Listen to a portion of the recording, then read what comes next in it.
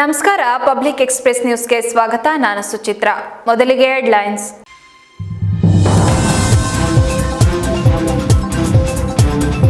December 6ರಂದು ವಿವಿಧ ಅಭಿವೃದ್ಧಿ ಕಾಮಗಾರಿಗಳಿಗೆ ಹಾಸನಕ್ಕೆ ಸಿಎಂ ಆಗಮನ ಹಿನ್ನೆಲೆ ಕಾರ್ಯಕ್ರಮ ನಡೆಯಲಿರುವ ಸ್ಥಳ ಪರಿಶೀಲನೆ ನಡೆಸಿದ ಸಚಿವ ಕೃಷ್ಣ ಬೈರೇಗೌಡ. ಅಚ್ಚುಕಟ್ಟಾಗಿ ಕಾರ್ಯಕ್ರಮ ನಡೆಸುವಂತೆ ಅಧಿಕಾರಿಗಳಿಗೆ ಸೂಚನೆ.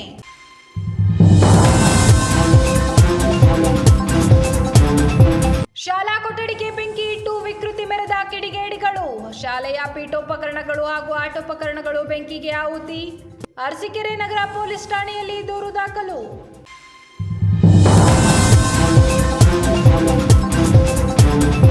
ರಾಜ್ಯದಲ್ಲಿ ಕಾಂಗ್ರೆಸ್ ಅಧಿಕಾರಕ್ಕೆ ಬರಲು ಪ್ರಮುಖ ಕಾರಣ ಡಿಕೆ ಶಿವಕುಮಾರ್. ಕಾಂಗ್ರೆಸ್ ಪಕ್ಷದ ಆಪದ್ಬಾಂಧವ ಎಂದರೆ ತಪ್ಪಲ್ಲ. ರಾಜ್ಯದ ಮುಂದಿನ ಮುಖ್ಯಮಂತ್ರಿಯಾಗಿ ಡಿಕೆಶಿಯನ್ನು ಹೈಕಮಾಂಡ್ ನೇಮಿಸಬೇಕೆಂದು ದೇವರಾಜೇಗೌಡ ಒತ್ತಾಯ.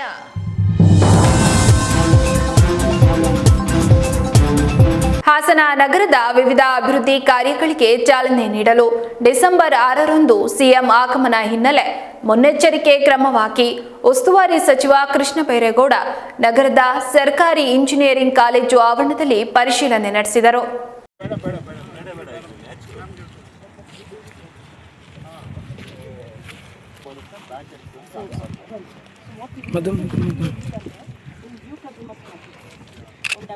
ಸ್ವಲ್ಪ ಸ್ಪೇಸ್ ಬಿಟ್ಟು ಗ್ಯಾಂಗ್ ಬೇಕಾದ್ರೆ ಮಕ್ಕಳು ಬಿಟ್ಟು ಇನ್ನೊಂದು 10 ಅಡಿಗೆ ಹೋಗಬಾರ್ದು.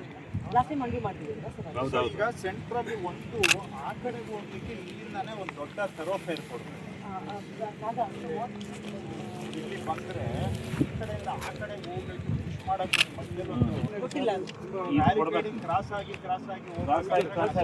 ಒಂದು ರ್ಯಾಂಪ್ ಹಾಕಿದ್ವಿ ಅಂತಿತ್ತು. ಆವಾಗ ಇವ್ರನ್ನ ಹೆಂಗೆ ದಾಟಿಸೋದು ಅದು ಏನು ಮಾಡ್ತೀವಿ? ಈ ಪಾತ್ ಬಿಟ್ಟಿರ್ತೀವಿ ಇಲ್ಲಿ ಬರೋರಿಗೆ ಜಸ್ಟ್ ಆ ವಾಕ್ಸ್ನ ಆಯ್ತಾ ಬಂದಲ್ಲ ವಿತಿನ್ 2 ಮಿನಿಟ್ಸ್ ಕ್ಲೋಸ್ ಮಾಡಿ ಆಗಲೇಬೇಕು. ಕ್ರಾಸಿಂಗು ಇದು ನಾರ್ಮಲ್ ಗ್ಯಾಂಗ್ ಕೊಡ್ತೀರಲ್ಲ. ಬೇಡ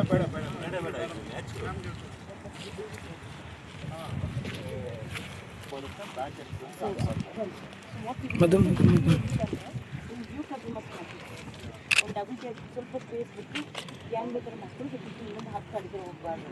ಜಾಸ್ತಿ ಮಂಡಿ ಮಾಡ್ತಿದ್ದೀರಾ ಸರ್? ಈಗ ಸೆಂಟ್ರಲ್ಲಿ ಒಂದು ಆ ಕಡೆಗೆ ಹೋಗ್ಲಿಕ್ಕೆ ಇಲ್ಲಿಂದಾನೆ ಒಂದು ದೊಡ್ಡ ಥರೋಫೇರ್ ಕೊಡ್ತಾರೆ. ಇಲ್ಲಿ ಬಂದರೆ ಈ ಕಡೆಯಿಂದ ಆ ಕಡೆಗೆ ಹೋಗ್ಬೇಕು ಮಾಡೋಕ್ಕೆ ಮಧ್ಯದಲ್ಲಿ ಒಂದು ಗೊತ್ತಿಲ್ಲ, ಬ್ಯಾರಿಕೇಡಿಂಗ್ ಕ್ರಾಸ್ ಆಗಿ ಒಂದು ರ್ಯಾಂಪ್ ಹಾಕಿದ್ವಿ ಅಂತಿತ್ತು. ಆವಾಗ ಇವ್ರನ್ನ ಹೆಂಗೆ ದಾಟಿಸೋದು ಅದು.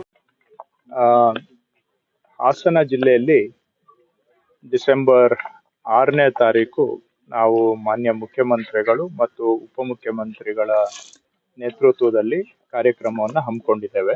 ಹಾಸನ ಜಿಲ್ಲೆಯ ಕೆಲವು ಅಭಿವೃದ್ಧಿ ಕಾಮಗಾರಿಗಳನ್ನು ಸಮರ್ಪಣೆ ಮಾಡುವಂತಹದ್ದು.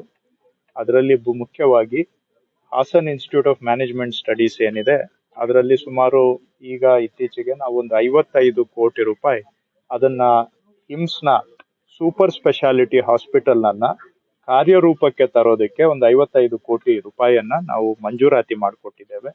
ಅದು ಒಂದು ಕಾಮಗಾರಿ. ಅದರ ಜೊತೆಗೆ ನೀರಾವರಿ ಇಲಾಖೆಯಿಂದ ಚನ್ನರಾಯಪಟ್ಟಣ ತಾಲೂಕಿನಲ್ಲಿ ಸುಮಾರು 74 ಕೋಟಿ ರೂಪಾಯಿನ ಯೋಜನೆಯನ್ನ ಮಂಜೂರು ಮಾಡಿದ್ದೇವೆ. ಅದು 2ನೇದು.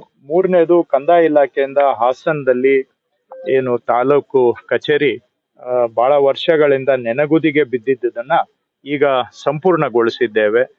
ಹಾಗೂ ಬೇರೆ ಬೇರೆ ಕೆಲವು ಮುರಾರ್ಜಿ ಶಾಲೆಗಳು, ಈ ರೀತಿಯಾಗಿ ಅನೇಕ ಅಭಿವೃದ್ಧಿ ಕಾಮಗಾರಿಗಳು, ಸುಮಾರು ಒಂದು 250 ಕೋಟಿ ರೂಪಾಯಿನ ಅಭಿವೃದ್ಧಿ ಕಾಮಗಾರಿಗಳು ಇದಾವೆ.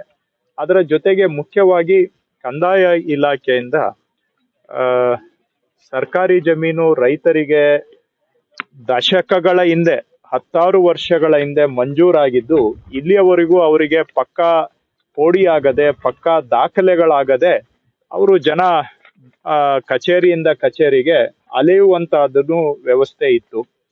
ಇದಕ್ಕೆ ಸಂಪೂರ್ಣ ವಿರಾಮ ಆಡಿ ಜನಗಳ ಮನೆ ಬಾಗಿಲಿಗೆ ಕಂದಾಯ ಇಲಾಖೆ ಹೋಗಿ ಅವರಿಗೆ ಪಕ್ಕಾ ಪೋಡಿಯನ್ನ ಮಾಡಿಕೊಟ್ಟು ಅವರ ಜಮೀನಿನ ಮಾಲೀಕತ್ವಕ್ಕೆ ಒಂದು ಗ್ಯಾರಂಟಿ ಕೊಡಬೇಕು ಅಂತ ಹೇಳಿ ರಾಜ್ಯಾದ್ಯಂತ ಅಭಿಯಾನವನ್ನ ನಡೆಸ್ತಾ ಇದ್ದೇವೆ. ಅದನ್ನ ಹಾಸನದಲ್ಲೂ ನಡೆಸ್ತಾ ಇದ್ದೇವೆ. ಹಿಂದಿನ ಸರ್ಕಾರದ 5 ವರ್ಷದಲ್ಲಿ ಇಡೀ ರಾಜ್ಯದಲ್ಲಿ ಕೇವಲ 8,000 ಮಾತ್ರ ಪೋಡಿ ಪ್ರಕರಣಗಳನ್ನ ದುರಸ್ತ್ ಮಾಡಲಾಗಿತ್ತು. ನಮ್ಮ ಸರ್ಕಾರ ಈ ವರ್ಷ 2025 ಜನವರಿಯಿಂದ ರಾಜ್ಯಾದ್ಯಂತ ನನ್ನ ಭೂಮಿ ಅಂತ ಹೇಳಿ ಪೋಡಿ ಮಾಡಿಕೊಡ್ತಕ್ಕಂತಹ ಅಭಿಯಾನವನ್ನ ಆರಂಭ ಮಾಡಿ ನವೆಂಬರ್ವರೆಗೆ ಸುಮಾರು 1,50,000 ಮಂಜೂರಿದಾರ ರೈತರಿಗೆ ನಾವು ಪೋಡಿಯನ್ನ ಮಾಡಿಕೊಟ್ಟಿದ್ದೇವೆ. ಅವ್ರಿಗೆ ಹಿಂದೆ ಸರ್ಕಾರದ ಜಮೀನು ಮಂಜೂರಾಗಿದ್ದಕ್ಕೆ ಪಕ್ಕಾ ಪೋಡಿಯನ್ನ ಮಾಡಿಕೊಟ್ಟಿದ್ದೇವೆ. ಅದೇ ಹಾಸನ್ ಜಿಲ್ಲೆಯಲ್ಲಿ ನಾವು ಈಗಾಗಲೇ ಸುಮಾರು 15,000 ಜಮೀನುಗಳನ್ನ ಅಳತೆ ಮಾಡಿದ್ದೇವೆ. ಒಟ್ಟು ಈಗ ಹಾಸನ್ ಜಿಲ್ಲೆಯಲ್ಲಿ ಸುಮಾರು ಒಂದು 24,000 ಮಂಜೂರಿದಾರ ರೈತರಿಗೆ ಪೋಡಿ ಮಾಡ್ತಕ್ಕಂತಹ ಕಾರ್ಯಕ್ರಮವನ್ನ ಕೈಗೆತ್ಕೊಂಡು ಅದರಲ್ಲಿ 15,000 ರೈತರದ್ದನ್ನ ಈಗಾಗಲೇ ಅಳತೆಗೆ ನಾವು ಮಾಡಿದ್ದೇವೆ. ಸೊ ಹಾಸನ ಜಿಲ್ಲೆಯಲ್ಲಿ 15,000 ಆಗಿದೆ ಅಳತೆ, ರಾಜ್ಯದಲ್ಲಿ 1,50,000 ಅಳತೆ ಆಗಿದೆ. ಸೊ ಇವುಗಳನ್ನ ಜನಗಳಿಗೆ ಸಮರ್ಪಣೆ ಮಾಡುವ ಉದ್ದೇಶದಿಂದ ಈ ಕಾರ್ಯಕ್ರಮವನ್ನ ಇಟ್ಕೊಂಡಿದ್ದೇವೆ. 2023ರ ಚುನಾವಣೆಯಲ್ಲಿ ಕಾಂಗ್ರೆಸ್ ಪಕ್ಷ 136 ಸ್ಥಾನಗಳನ್ನ ಬಹುಮತ ಪಡೆದಿದ್ದು, ಇದರ ಹಿಂದಿನ ಪ್ರಮುಖ ಕಾರಣ ಡಿಕೆ ಶಿವಕುಮಾರ್ ಅವರ ಸಾಮರ್ಥ್ಯ, ಶ್ರಮ ಮತ್ತು ಬಲವಾದ ನಾಯಕತ್ವ ಎಂದು ಜಿಲ್ಲಾ ಕಾಂಗ್ರೆಸ್ ವಕ್ತಾರ ದೇವರಾಜೇಗೌಡ ತಿಳಿಸಿದರು. ಪತ್ರಿಕಾಗೋಷ್ಠಿಯಲ್ಲಿ ಮಾತನಾಡಿದ ಅವರು, ಪಕ್ಷಕ್ಕಾಗಿ ನಿಷ್ಠೆಯಿಂದ ದುಡಿಯುತ್ತಿರುವ ಡಿಕೆ ಶಿವಕುಮಾರ್ ಅವರ ಸೇವೆಯನ್ನ ಪರಿಗಣಿಸಿ ಅವರನ್ನ ರಾಜ್ಯದ ಮುಂದಿನ ಮುಖ್ಯಮಂತ್ರಿಯಾಗಿ ಹೈಕಮಾಂಡ್ ನೇಮಿಸಬೇಕೆಂದು ಅವರು ಒತ್ತಾಯಿಸಿದರು. ನಮ್ಮ ಬೇಡಿಕೆ ಯಾವುದೇ ಸಮುದಾಯ ಅಥವಾ ವ್ಯಕ್ತಿಯ ವಿರುದ್ಧದಲ್ಲ, ರಾಜ್ಯದ ಎಲ್ಲ ವರ್ಗಗಳ ಹಿತಕ್ಕಾಗಿ ಒಮ್ಮತದ ಆಧಾರದಲ್ಲಿ ಈ ನಿರ್ಧಾರ ಕೈಗೊಳ್ಳಬೇಕು ಎಂದರು. ಈ ನಿಟ್ಟಿನಲ್ಲಿ ಒಕ್ಕಲಿಗ ಸಮಾಜದ ಮಹಾಗುರುಗಳಾದ ಆದಿ ಚುಂಚನಗಿರಿ ಸ್ವಾಮೀಜಿ ಹಾಗೂ ರಾಜ್ಯ ಒಕ್ಕಲಿಗ ಸಂಘವು ಬೆಂಬಲ ವ್ಯಕ್ತಪಡಿಸಿರುವುದನ್ನು ಅವರು ಉಲ್ಲೇಖಿಸಿದರು. ರಾಜ್ಯದಲ್ಲಿ ಮುಂಗಾರು ಮಳೆ ಹಾಗೂ ಪ್ರವಾಹದಿಂದ ಉಂಟಾದ ಭಾರಿ ಬೆಳೆ ಹಾನಿಯಿಂದ ರೈತರು ಸಂಕಷ್ಟಕ್ಕೆ ಸಿಲುಕಿರುವ ಸಂದರ್ಭದಲ್ಲಿ ಸರ್ಕಾರ ತಕ್ಷಣ ನೆರವಿಗೆ ಧಾವಿಸಿರುವುದು ಪ್ರಶಂಸನೀಯ ಕ್ರಮವೆಂದು ಅಭಿಪ್ರಾಯ ವ್ಯಕ್ತಪಡಿಸಿದರು. ವಿಶೇಷ ಪ್ಯಾಕೇಜ್ ರೂಪದಲ್ಲಿ 1,033.60 ಕೋಟಿ ಮಂಜೂರು ಮಾಡಿ ಸುಮಾರು 14.24 ಲಕ್ಷ ರೈತರಿಗೆ ನೆರವು ನೀಡಲು ಮುಖ್ಯಮಂತ್ರಿಗಳು ತೀರ್ಮಾನಿಸಿರುವುದು ರೈತರ ಬದುಕಿಗೆ ಬಲವಾಗಿದೆ ಎಂದರು. ಪತ್ರಿಕಾಗೋಷ್ಠಿಯಲ್ಲಿ ಜಿಲ್ಲಾ ಕಾಂಗ್ರೆಸ್ ಸಮಿತಿಯ ಗಿರೀಶ್, ಶಿವಕುಮಾರ್, ಕುಮಾರ್ ಶೆಟ್ಟಿ, ಸುರೇಶ್, ಸುಜಿತ್ ಹಾಜರಿದ್ದರು. ಕೊಟ್ಟಿದ್ದಾರೆ. ಒಂದು ಸಾರ್ವಜನಿಕವಾಗಿ ಒಂದು ಮಾತಿತ್ತು, ಕಾಂಗ್ರೆಸ್ ಅಧಿಕಾರಕ್ಕೆ ಬಂದರೆ ಮಳೆಗಾಲ ಕಮ್ಮಿ ಆಗುತ್ತೆ ಅಂತೇಳಿ. ಬಟ್ ಇವತ್ತು ಈ ವರ್ಷ ಅತಿ ಹೆಚ್ಚು ಮಳೆಯಾಗಿದೆ. ಜನ ಸಮೃದ್ಧಿಯಿಂದ ಬದುಕಲಿಕ್ಕೆ ಸಾಧ್ಯವಾಗಿದೆ. ಆ ಒಂದು ಏನು ಅಪವಾದ ಇತ್ತು ಅದರಿಂದ ಕಾಂಗ್ರೆಸ್ ಪಕ್ಷ ಹೊರಗೆ ಬಂದಿದೆ ಅಂತೇಳಿ ಹೇಳಲಿಕ್ಕೆ ಇಷ್ಟಪಡ್ತೇನೆ. ಅದೇ ರೀತಿಯಲ್ಲಿ ಏನು ಡಿ ಕೆ ಶಿವಕುಮಾರ್ ಅವರು ಈಗ ಸಾರ್ವಜನಿಕವಾಗಿ ಮಾತನಾಡಿದ್ದಾರೆ, 2.5 ವರ್ಷಕ್ಕೆ ಮುಖ್ಯಮಂತ್ರಿಗಳಾಗಿ ನೇಮಕ ಮಾಡ್ಬೇಕಂತೇಳಿ ಹೈಕಮಾಂಡ್ ಮುಂದೆ ಮಾತುಕತೆ ಆಗಿತ್ತು ಅಂತೇಳಿ. ಒಂದು ವೇಳೆ ಆ ರೀತಿ ಏನಾದರೂ ಮಾತುಕತೆ ಆಗಿದ್ದೇ ಆದರೆ ಹೈಕಮಾಂಡ್ ಕೂಡ ಈ ನಿಟ್ಟಿನಲ್ಲಿ ಗಮನವನ್ನು ಹರಿಸಿ ಡಿ ಕೆ ಶಿವಕುಮಾರ್ ಅವ್ರನ್ನ ಇನ್ನುಳಿದಿರ್ತಕ್ಕಂಥ 2.5 ವರ್ಷಕ್ಕೆ ಡಿ ಕೆ ಶಿವಕುಮಾರ್ ಅವ್ರನ್ನ ಮುಖ್ಯಮಂತ್ರಿಗಳನ್ನಾಗಿ ನೇಮಕ ಮಾಡಲೇಬೇಕು ಅಂತೇಳಿ ನಾವು ಕೂಡ ಹಾಸನ ಜಿಲ್ಲೆಯ ಕಾಂಗ್ರೆಸ್ ಕಾರ್ಯಕರ್ತರು ಮತ್ತು ಮುಖಂಡರುಗಳು ಒತ್ತಾಯವನ್ನು ಮಾಡ್ತಾಯಿದ್ದೇವೆ. ಪಕ್ಷಕ್ಕೆ ಅವ್ರದ್ದೇ ಅಂತ ಕೊಡುಗೆ ಇದೆ. ಆಪತ್ ಬಾಂಧವ ಅಂತೇಳಿ ಇವತ್ತು ಡಿ ಕೆ ಶಿವಕುಮಾರ್ ಅವರು ಹೆಸರುವಾಸಿಯಾಗಿದ್ದಾರೆ. ಯಾವುದೇ ರಾಜ್ಯದಲ್ಲಿ ಪಕ್ಷಕ್ಕೆ ಸಂಕಟ ಬಂದಂಥ ಸಂದರ್ಭದಲ್ಲಿ ನೇರವಾಗಿ ಮತ್ತು ಕೂಡಲೇ ಸ್ಪಂದಿಸೋ ಮೂಲಕ ಪಕ್ಷವನ್ನು ಸರ್ಕಾರವನ್ನು ಉಳಿಸಲಿಕ್ಕೆ ಪ್ರಯತ್ನವನ್ನು ಪಟ್ಟಿದ್ದಾರೆ. ಅಂಥ ಒಂದು ವ್ಯಕ್ತಿ ಡಿ ಕೆ ಶಿವಕುಮಾರ್ ಅವರು. ಒಕ್ಕಲಿಗ ಜನಾಂಗಕ್ಕೂ ಕೂಡ ಅನುಕೂಲ ಆಗುತ್ತೆ. ಈಗಾಗಲೇ ತಾವೆಲ್ಲ ನೋಡಿದಿರಿ, ಒಕ್ಕಲಿಗರ ಮಹಾಸಂಸ್ಥಾನ ಮಠದ ಆದಿಚುಂಚನಗಿರಿ ಸ್ವಾಮೀಜಿಗಳು ಕೂಡ ಈ ವಿಚಾರವಾಗಿ ಮಾತನಾಡಿದ್ದಾರೆ. ಡಿ ಕೆ ಶಿವಕುಮಾರ್ ಮುಖ್ಯಮಂತ್ರಿಯಾಗಿ ಮಾಡಬೇಕಂತ ಒತ್ತಾಯವನ್ನು ಕೂಡ ಮಾಡಿದ್ದಾರೆ.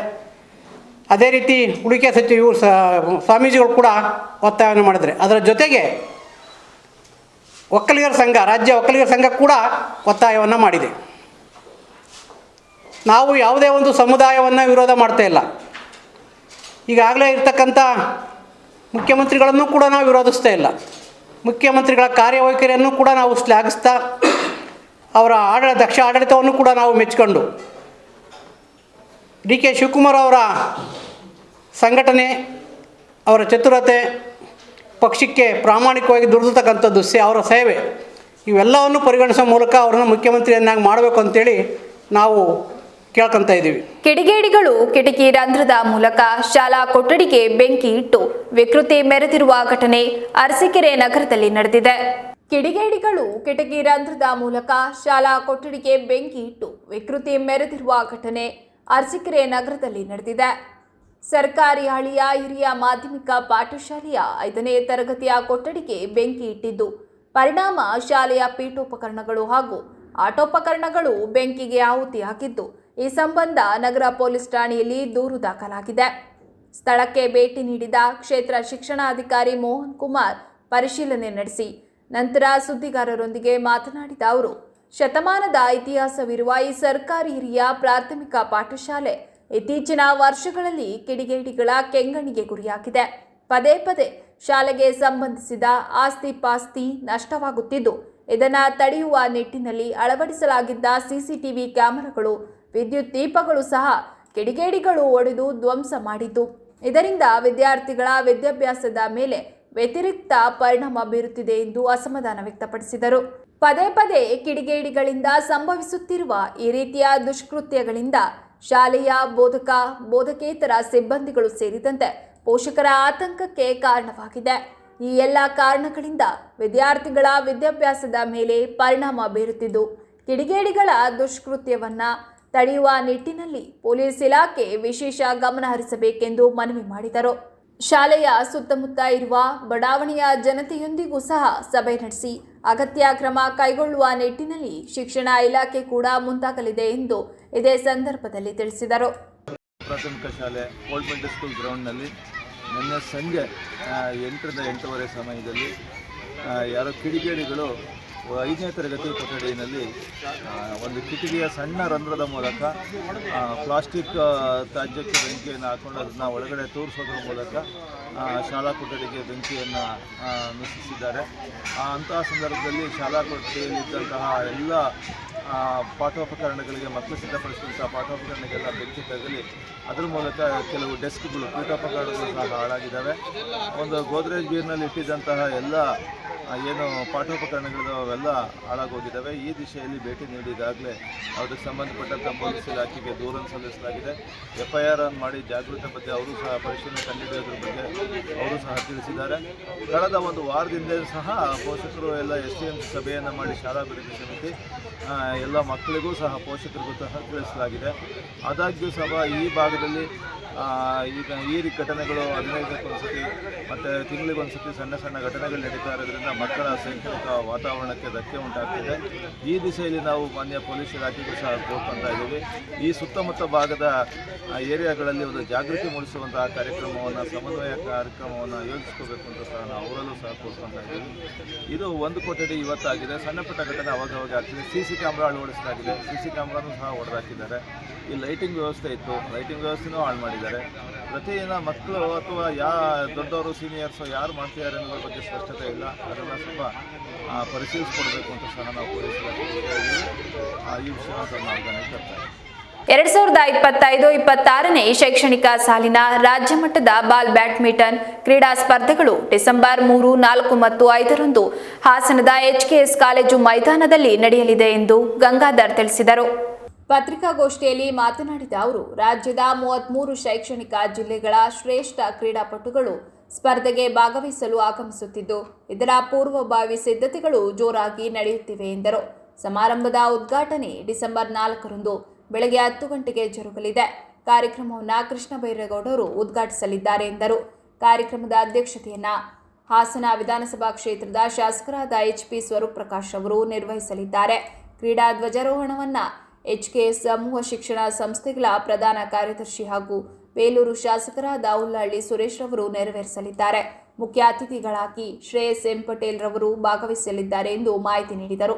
ಈ ಸಂದರ್ಭದಲ್ಲಿ ಹಲವಾರು ಜನ ಪ್ರತಿನಿಧಿಗಳು, ಅಧಿಕಾರಿಗಳು ಮತ್ತು ಶಿಕ್ಷಣ ಸಂಸ್ಥೆಗಳ ಪ್ರತಿನಿಧಿಗಳು ಉಪಸ್ಥಿತರಿರಲಿದ್ದು, ಕಾರ್ಕಳದ ಕ್ರಿಯೇಟಿವ್ ಶಿಕ್ಷಣ ಪ್ರತಿಷ್ಠಾನದ ಶೈಕ್ಷಣಿಕ ಸಹಭಾಗಿತ್ವದೊಂದಿಗೆ HKS ಪದವಿ ಪೂರ್ವ ಕಾಲೇಜು ಸ್ಪರ್ಧೆಯ ವ್ಯವಸ್ಥೆಯನ್ನು ಒದಗಿಸುತ್ತಿದೆ ಎಂದರು.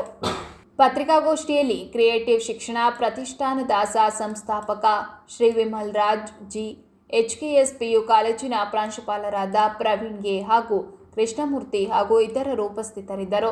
ವಿದ್ಯಾರ್ಥಿಗಳು ಈ ಒಂದು ರಾಜ್ಯ ಮಟ್ಟದ ಸ್ಪರ್ಧೆಗೆ ವಿವಿಧ ಜಿಲ್ಲೆಗಳಿಂದ ಬರ್ತಾ ಇದ್ದಾರೆ. ಇವರೆಲ್ಲರನ್ನ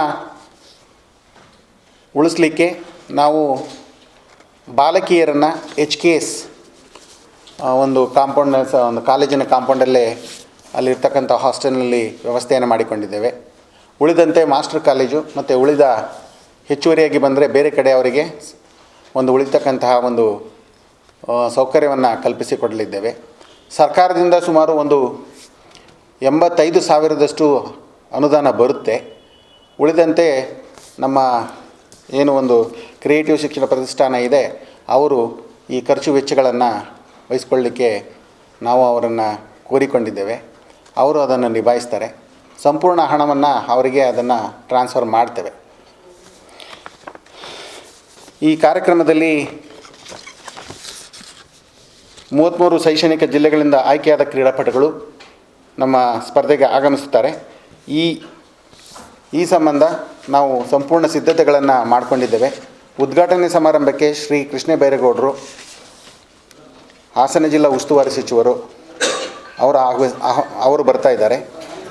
ಸನ್ಮಾನ್ಯ ಶ್ರೀ HP ಸ್ವರೂಪ್ ಪ್ರಕಾಶ್ರವರು MLA ಹಾಸನ ವಿಧಾನಸಭಾ ಕ್ಷೇತ್ರ, ಇವರು ಕಾರ್ಯಕ್ರಮದ ಅಧ್ಯಕ್ಷತೆಯನ್ನು ವಹಿಸ್ತಾರೆ. ಕ್ರೀಡಾ ಧ್ವಜಾರೋಹಣವನ್ನು ಸನ್ಮಾನ್ಯ ಶ್ರೀ HK ಸುರೇಶ್ ಉಳ್ಳಳ್ಳಿ ಸುರೇಶ್ರವರು, ಪ್ರಧಾನ ಕಾರ್ಯದರ್ಶಿಗಳು HKS ಸಮೂಹ ಶಿಕ್ಷಣ ಸಂಸ್ಥೆಗಳು ಹಾಸನ ಹಾಗೂ ಶಾಸಕರು ಬೇಲೂರು ವಿಧಾನಸಭಾ ಕ್ಷೇತ್ರ ಇವರು ನೆರವೇರಿಸಿಕೊಡ್ತಾರೆ. ಈ ಕಾರ್ಯಕ್ರಮಕ್ಕೆ ಮುಖ್ಯ ಅತಿಥಿಗಳಾಗಿ ಶ್ರೀ M ಪಟೇಲ್ರವರು MP ಗಳು ಇವರು ಆಗಮಿಸಲಿದ್ದಾರೆ. ಇನ್ನಿತರ ಜನಪ್ರತಿನಿಧಿಗಳು ಹಾಗೂ ಇಲಾಖಾ ಅಧಿಕಾರಿಗಳು ಈ ಕಾರ್ಯಕ್ರಮದಲ್ಲಿ ಹಾಜರಿರ್ತಾರೆ. ಈ ಉದ್ಘಾಟನಾ ಸಮಾರಂಭವನ್ನು ಬೆಳಗ್ಗೆ 10 ಗಂಟೆಗೆ ನಾವು ಈ ಕಾರ್ಯಕ್ರಮವನ್ನು ಉದ್ಘಾಟನೆಗೊಳಿಸಲಿದ್ದೇವೆ. ಈ ಕಾರ್ಯಕ್ರಮವು ಕಾರ್ಕಳದ ಕ್ರಿಯೇಟಿವ್ ಶಿಕ್ಷಣ ಪ್ರತಿಷ್ಠಾನ ಸಹಭಾಗಿತ್ವ ಕಾರ್ಯಾಚರಿಸುತ್ತಿರುವುದರಿಂದ HKS ಪದವಿ ಪೂರ್ವ ಕಾಲೇಜು ಹಾಸನ ಇವರು ಸಹಕಾರವನ್ನು ಕೋರಿ ಈ ಕಾರ್ಯಕ್ರಮವನ್ನು ಯಶಸ್ವಿಗೊಳಿಸಬೇಕು ಅಂತೇಳಿ ಅವರಿಗೂ ತಮ್ಮ ಈ ಪತ್ರಿಕಾ ಪ್ರಕಟಣೆಯ ಸಭೆಯ ಮುಖಾಂತರವೇ ಮತ್ತೊಮ್ಮೆ ಕೋರಿಕೊಳ್ಳುತ್ತಾ, ಮುಖ್ಯಮಂತ್ರಿಗಳು ಹಾಸನಕ್ಕೆ ಆಗಮಿಸುವ ಹಿನ್ನೆಲೆ ಹಾಸನ ಜಿಲ್ಲಾ ಉಸ್ತುವಾರಿ ಸಚಿವ ಕೃಷ್ಣ ಬೈರೇಗೌಡರು ಅಧಿಕಾರಿಗಳ ಪೂರ್ವಭಾವಿ ಸಭೆ ನಡೆಸಿದರು. ಹಾಸನ ಜಿಲ್ಲಾ ಪಂಚಾಯಿತಿ ಸಭಾಂಗಣದಲ್ಲಿ ಇಂದು ಜಿಲ್ಲೆಯ ಅಧಿಕಾರಿಗಳ ಸಭೆ ನಡೆಸಿದ ಅವರು ಕಾರ್ಯಕ್ರಮದ ಹೆಸರಿನಲ್ಲಿ ಯಾವುದೇ ದುಂದುವೆಚ್ಚ ಮಾಡುವಂತಿಲ್ಲ, ಸಮಯವನ್ನು ವ್ಯರ್ಥಗೊಳಿಸುವಂತಿಲ್ಲ. ಕಾರ್ಯಕ್ರಮಕ್ಕೆ ಆಗಮಿಸುವ ಪ್ರತಿಯೊಬ್ಬ ಫಲಾನುಭವಿಗಳಿಗೂ ಕಡ್ಡಾಯವಾಗಿ ಹಕ್ಕುಪತ್ರ, ಕ್ರಯಪತ್ರ ಹಾಗೂ ಸ್ವತ್ತು ಮಾಡಿಕೊಡ್ತಕ್ಕದ್ದು. ಈಗಿನಿಂದಲೇ ಹಕ್ಕುಪತ್ರ ಸೇರಿದಂತೆ ಎಲ್ಲ ದಾಖಲೆಗಳನ್ನು ಸಿದ್ಧಪಡಿಸಿಕೊಳ್ಳಬೇಕು. ಕಳೆದ ಸರ್ಕಾರ ಅವಧಿಯಲ್ಲಿ 94C ಹಾಗೂ 94D ಅಡಿಯಲ್ಲಿ 2.50 ಲಕ್ಷ ಹಕ್ಕುಪತ್ರ ನೀಡಿದ್ದರೂ ಸಹ 10,600 ಮಾತ್ರ ಸ್ವತ್ತು ಆಗಿದೆ. ನಾಮಕಾವಸ್ಥೆಗೆ ಹಕ್ಕುಪತ್ರ ನೀಡುವ ಪ್ರವೃತ್ತಿ ಏನಾದರೂ ನಿಲ್ಲಬೇಕು. ಗ್ರಾಮ ಪಂಚಾಯತ್ನಲ್ಲಿ ಎಲ್ಲ ಹಕ್ಕುಪತ್ರಕ್ಕೂ ಕಡ್ಡಾಯವಾಗಿ ಸ್ವತ್ತು ಮಾಡಿಕೊಡಲೇಬೇಕು. ಭೌತಿಕಾತೆ ಆಂದೋಲನವನ್ನು ಯಾವ ಕಾರಣಕ್ಕೂ ನಿಲ್ಲಿಸುವಂತಿಲ್ಲ. ಮೃತರ ಹೆಸರಿನಲ್ಲಿರುವ ಜಮೀನನ್ನು ಈಗಿನ ವಾರಸುದಾರರ ಹೆಸರಿಗೆ ಬದಲಿಸಲೇಬೇಕು. ಗ್ರಾಮ ಪಂಚಾಯತ್, ತಾಲೂಕು ಪಂಚಾಯತ್ ಮಟ್ಟದಲ್ಲೂ ನೋಡಲ್ ಆಫೀಸರ್ಗಳನ್ನು ನೇಮಕ ಮಾಡಿ ಫಲಾನುಭವಿಗಳನ್ನು ಯಾವುದೇ ಸಮಸ್ಯೆ ಇಲ್ಲದಂತೆ ಕಾರ್ಯಕ್ರಮಕ್ಕೆ ಕರೆತರಬೇಕು. ಫಲಾನುಭವಿಗಳನ್ನು ಸುರಕ್ಷಿತವಾಗಿ ಮನೆಗೆ ತಲುಪಿಸುವುದು ನಮ್ಮ ಕರ್ತವ್ಯ. ಬಸ್ಗಳ ಜೊತೆ ಬೇರೆ ಬೇರೆ ವಾಹನಗಳನ್ನು ಏರ್ಪಾಟು ಮಾಡಬೇಕು. ಕಾರ್ಯಕ್ರಮವನ್ನು ಬೆಳಗ್ಗೆ 11 ಗಂಟೆಯ ಒಳಗೆ ಆರಂಭಿಸಿ ಮಧ್ಯಾಹ್ನ 2:30 ಒಳಗೆ ಮುಗಿಸಬೇಕು. ಕಾರ್ಯಕ್ರಮಕ್ಕೆ ಆಗಮಿಸುವವರಿಗೆ ಬೆಳಗ್ಗೆ ತಿಂಡಿ ಹಾಗೂ ಮಧ್ಯಾಹ್ನ ಊಟದ ವ್ಯವಸ್ಥೆಯನ್ನು ಸುಸಜ್ಜಿತವಾಗಿ ಮಾಡಬೇಕು. VA ಹಾಗೂ PDOಗಳು ತಾವು ಕರೆತಂದ ಜನರನ್ನ ಜೊತೆಗೆ ಕಾರ್ಯಕ್ರಮದಲ್ಲಿ ಕುಳಿತು ಆನಂತರ ಅವರನ್ನು ಸುರಕ್ಷಿತವಾಗಿ ಮನೆಗೆ ತಲುಪಿಸಬೇಕು. ಹೋಗುವಾಗ ಅವರ ಎಲ್ಲ ದಾಖಲೆಗಳು ಅವರ ಕೈಯಲ್ಲಿರುವಂತೆ ನೋಡಿಕೊಳ್ಳಬೇಕು ಎಂದರು. ಸಭೆಯಲ್ಲಿ ಸಂಸದ ಶ್ರೇಯಸ್ ಪಟೇಲ್, ಶಾಸಕ ಶಿವಲಿಂಗೇಗೌಡ, ಜಿಲ್ಲಾಧಿಕಾರಿ ಲತಾಕುಮಾರಿ, ಜಿಲ್ಲಾ ಪೊಲೀಸ್ ವರಿಷ್ಠಾಧಿಕಾರಿ ಮೊಹಮ್ಮದ್ ಸುಜೀತಾ, ಜಿಲ್ಲಾ ಪಂಚಾಯಿತಿ ಮುಖ್ಯ ಕಾರ್ಯನಿರ್ವಹಣಾಧಿಕಾರಿ ಪೂರ್ಣಿಮಾ BR, ಜಿಲ್ಲಾ ಹಾಗೂ ತಾಲೂಕು ಮಟ್ಟದ ಅಧಿಕಾರಿಗಳು ಹಾಜರಿದ್ದರು. ಸೆಂಟರ್ ರೈಟ್ ಸೈಡ್ ಇದಾಯಿತು. ದೀಪ ಹಚ್ಚೋಷ್ಟೊತ್ತಿಗೆ centre right, centre left full ಆಗಿ ಕರೆಕ್ಟ್ ಆಗಿ ಜನ ನಿಂತಿದ್ರು. ಹಿಂದ್ಗಡೆ ಫುಲ್ ಯು ಶೇಪ್ ಅಲ್ಲಿ ಜನ ನಿಂತಿದ್ರು ಪೆಂಡಾಲ್ ಹೊರಗಡೆ. ಆ ಟೈಮ್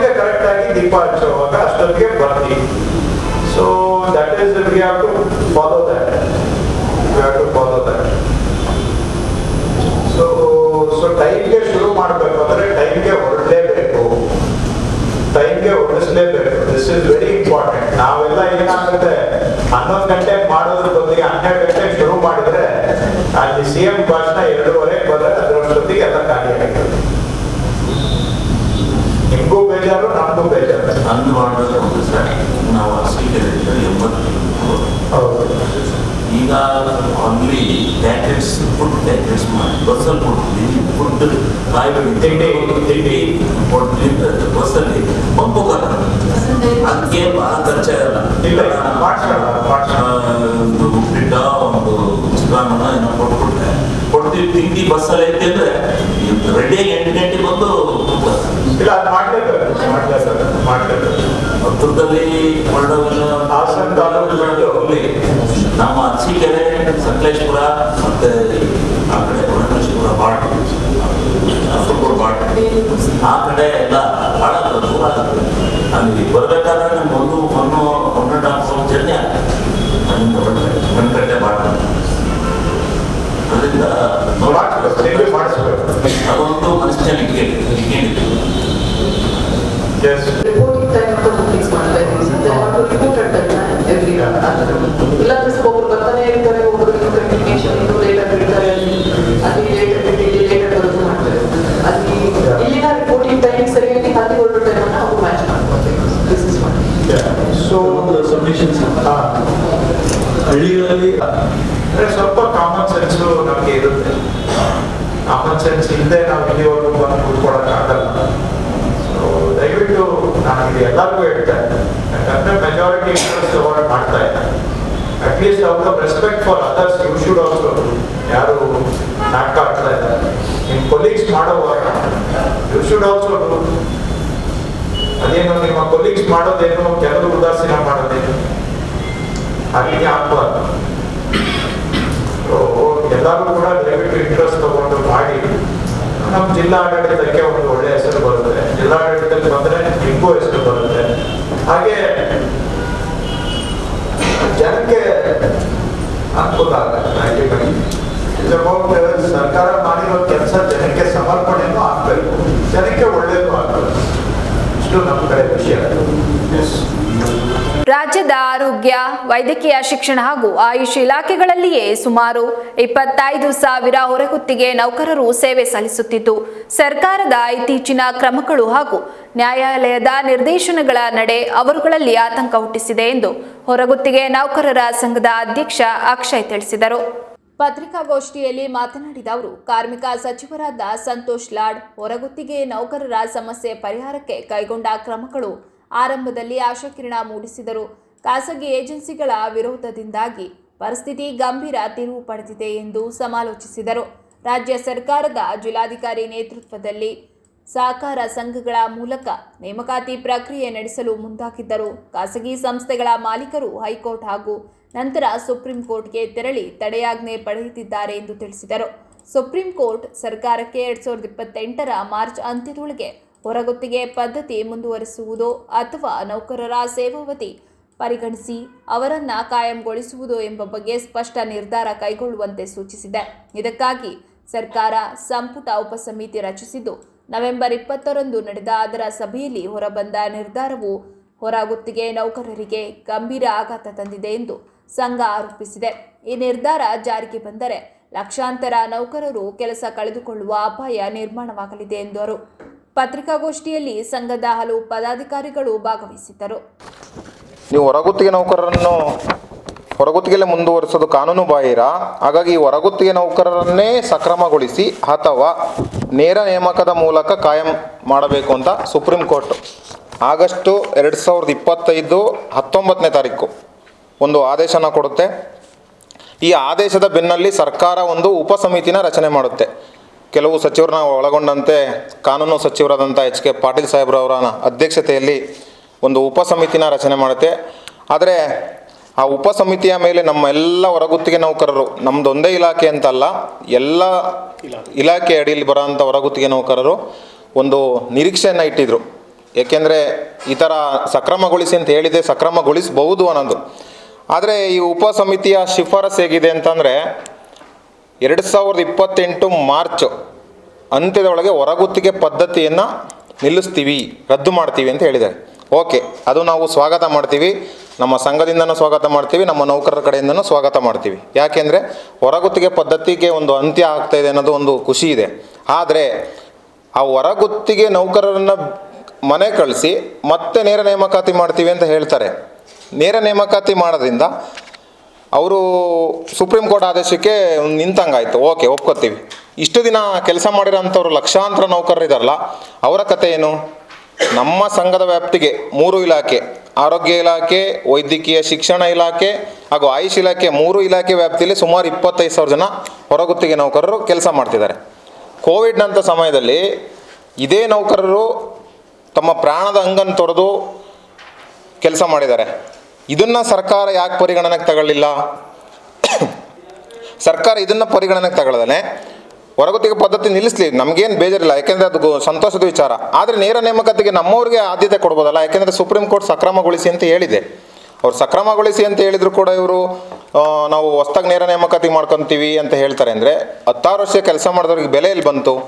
ಪ್ರತಿಭಾವಂತವ್ರಿಗೆ ಅನ್ಯಾಯ ಆಗುತ್ತೆ ಅಂತ ಹೇಳ್ತಾರೆ. ಹಾಗಾದರೆ ಅವತ್ತು ಕೋವಿಡ್ ಸಮಯದಲ್ಲಿ ನಮ್ಮವ್ರು ಕೆಲಸ ಮಾಡಿದವರು ಪ್ರತಿಭಾವಂತರಲ್ವಾ?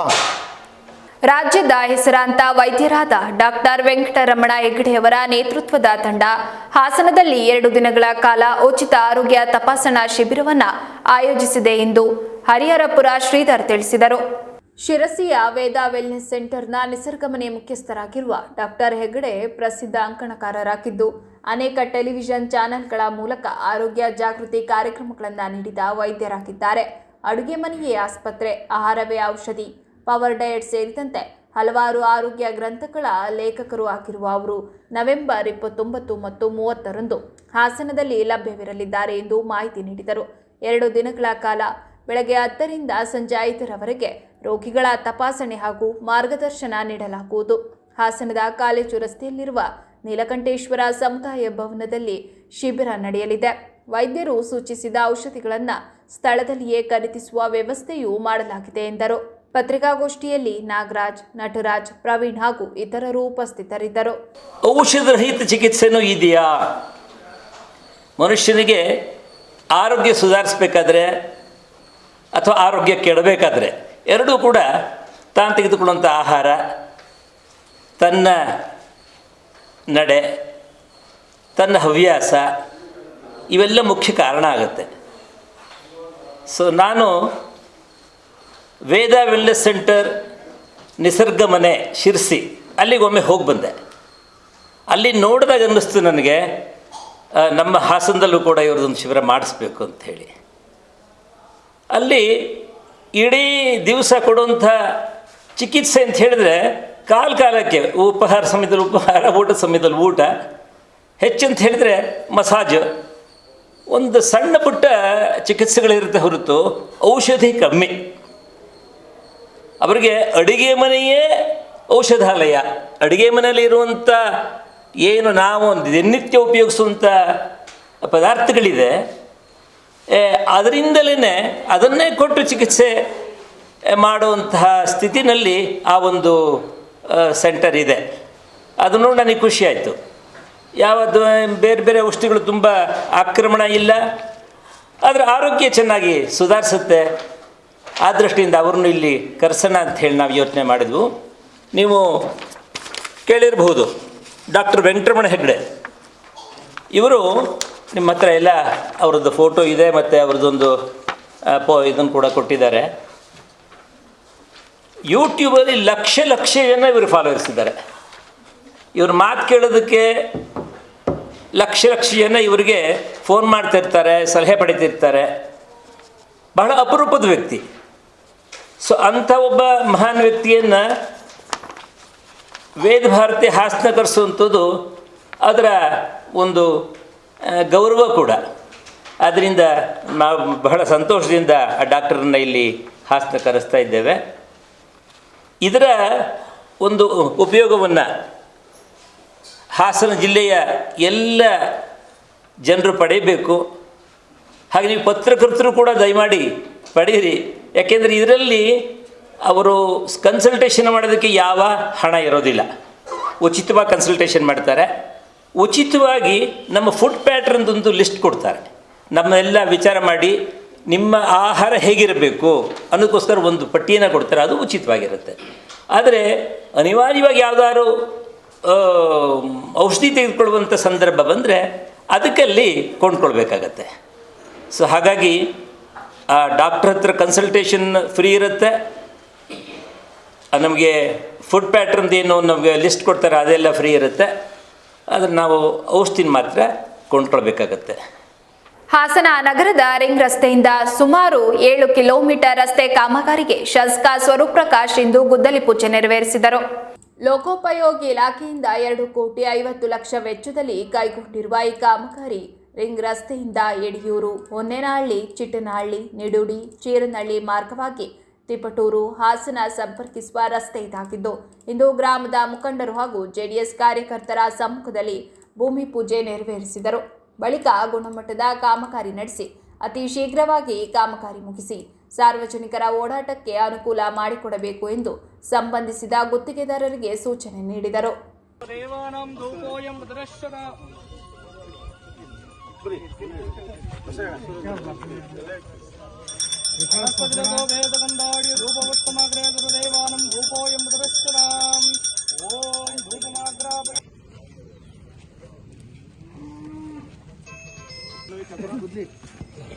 ಚೋರಿ ಕಡೆ ನೋಡಿ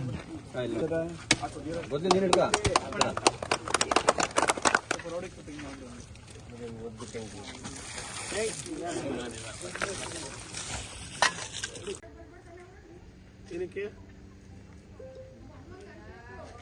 ಯಾರು ಕಾಂಟ್ರಾಕ್ಟರ್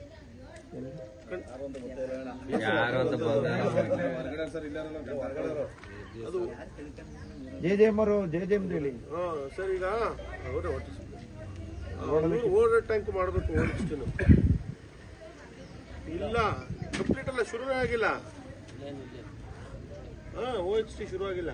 ಆಮೇಲೆ ಅವಶ್ಯಕತೆ ಇದೆ ಈ ಭಾಗದಲ್ಲಿ, ಲೇಔಟ್ಗಳೆಲ್ಲ ಆಗ್ತಾ ಇದೆ. ಈಗ ಹಳೆ ಟ್ಯಾಂಕ್ ಇದೆ, ಬಟ್ ಇಲ್ಲಿ ಅವಶ್ಯಕತೆ ಇದೆ ಹೊಸದು. ಹೆಂಗಿದ್ರು ಇದೆಯಲ್ಲ ಸರ್ ಇದು ನಮಗೆ ನೋಡಿ ಕೇಳ್ಕೊಳ್ಳಿ ಸರ್. ರೋಡೆಲ್ಲ ಹಾಳು ಮಾಡಿದಾರೆ ಅಂತ ಹಂಗೆ ಮಾಡ್ತಾರೆ, ಇದು ಕಂಪ್ಲೀಟ್ ಮಾಡಿಲ್ಲ. ಅವ್ರು ನೀರೆಲ್ಲ ಬಿಟ್ಟು 2 ವರ್ಷ ಆಗಿತ್ತು ಸರ್, ಅವ್ರು ಮುಟ್ಟಕ್ಕೆ ಬಂದಿಲ್ಲ. 2 ವರ್ಷ ಆಯ್ತು ಸರ್. ಇಲ್ಲಿ ಯುಗಾದಿ ಬಂದ್ರೆ 3 ವರ್ಷ ಕಂಪ್ಲೀಟ್ ಮಾಡಿದ್ರು, ಮಾಡಿಲ್ಲ. ಅವ್ರಲ್ಲೂ ಹೋರಾಟ ಮಾಡಿದ್ರ ಸರ್. ಇದು ಮಾಡಿಲ್ಲ ಅಂದ್ರೆ ಎಲ್ಲ ಊರಲ್ಲೂ ಹಂಗೆ ಮಾಡಿದ್ರು.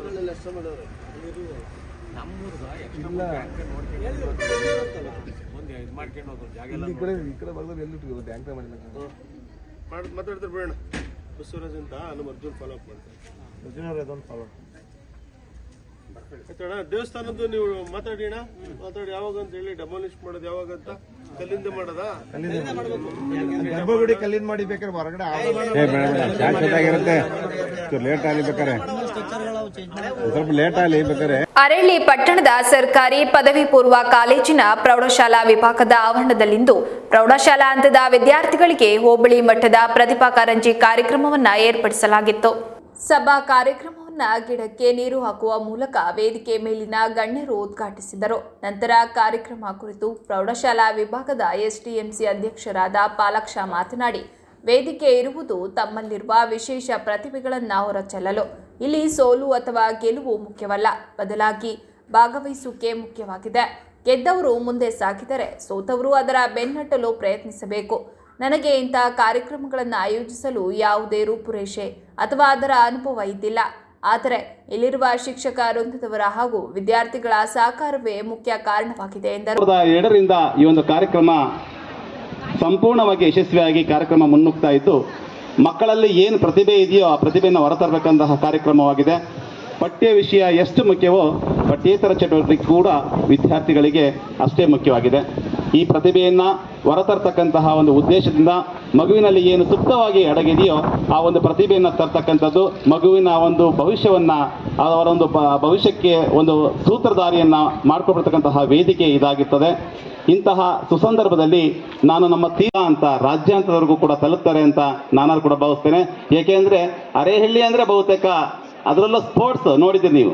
ಅರೇಹಳ್ಳಿ ಹೋಬಳಿಯ ಮಕ್ಕಳು ಬಹುತೇಕ ರಾಷ್ಟ್ರ ಮಟ್ಟದವರೆಗೂ ಕೂಡ ಹೋಗಿರತಕ್ಕಂತಹ ನಿದರ್ಶನಗಳು ಇದ್ದಾವೆ. ಹಾಗಾಗಿ ಸ್ಪೋರ್ಟ್ಸಿನ ಜೊತೆಗೆ ಇಂತಹ ಪಠ್ಯೇತರ ಚಟುವಟಿಕೆಗಳನ್ನು ಕೂಡ ನೀವು ಭಾಗವಹಿಸಿ ರಾಷ್ಟ್ರ ಮಟ್ಟದವರೆಗೂ ಕೂಡ ಹೋಗ್ತೀರಂತ ನಾನು ಕೂಡ ಭಾವಿಸಿರ್ತೇನೆ. ಯಾಕೆಂದರೆ ನಿಮ್ಮಲ್ಲಿ ಅಂತಹ ಪ್ರತಿಭೆ ನನಗೆ ಕಂಡು ಬರ್ತಾ ಇದೆ.